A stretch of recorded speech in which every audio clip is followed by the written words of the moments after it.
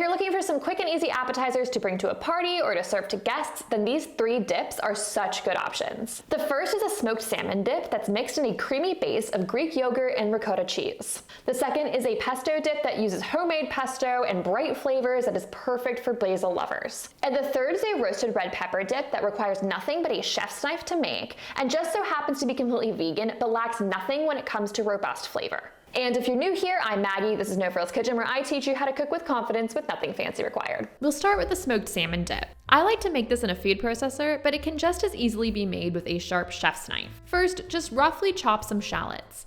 Then do the same with a bit of dill and some chives. Now, moving to the food processor, add in some plain Greek yogurt, some mayo, capers, your chopped shallot and herbs, and some miso paste. This adds a cheesy element without using cream cheese, and plenty of black pepper.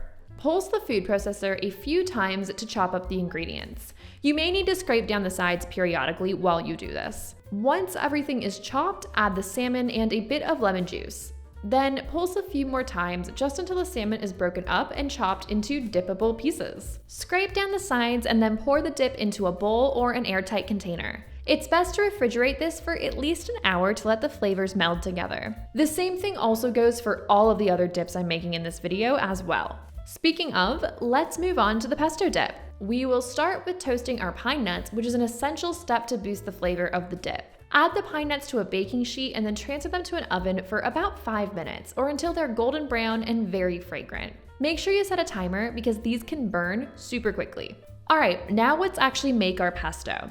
Like the salmon dip, I'm making this in a food processor, but if you don't want to, then you can use my method for making pesto by hand and proceed from there. First, I'm going to grind some Parmesan cheese with just a few pulses. To the parm, add in some fresh basil, your toasted pine nuts, and then grate in a couple of cloves of garlic. Pulse a few times just to chop up the nuts and break down the basil. Scrape down the sides and then start to drizzle in some olive oil with the machine running. Once all of the oil is streamed in, scrape down the sides and then season with a bit of salt and pepper. So I personally think the pesto is seriously delicious on virtually anything. Make sure to give this video a thumbs up if you agree with me. Now, in a medium bowl, add in some sour cream and a bit of mayonnaise. Then scrape in your pesto. Add a bit of lemon zest along with a splash of lemon juice. Season with a bit of pepper, and I'm going to hold off on the salt until I taste it. Then I mix everything together until well combined. Make sure again to transfer it to an airtight container and refrigerate for at least an hour before serving,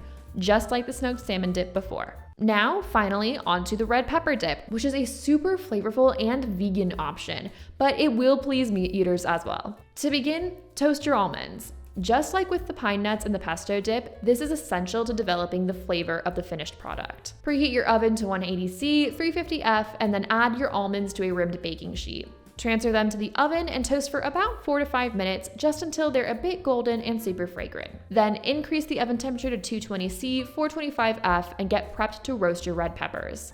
Simply cut your peppers into large panels and place them on a rimmed baking sheet. Drizzle with a bit of olive oil and season with some salt. Arrange the peppers so that they're skin side up, and then roast them in the oven for about 20 to 30 minutes, just until they're charred in places and very tender. This is actually the same process I follow in my roasted red pepper salad. While your peppers are roasting, prep everything else for the dip. You can use a food processor to make extremely quick work of this, but it's not necessary, and I didn't develop the recipe using one. So first, simply run your knife through the toasted almonds until they reach the consistency of coarse sand. Because it is going to be impossible to get uniform pieces going manually, you will have some the size of small pebbles as well.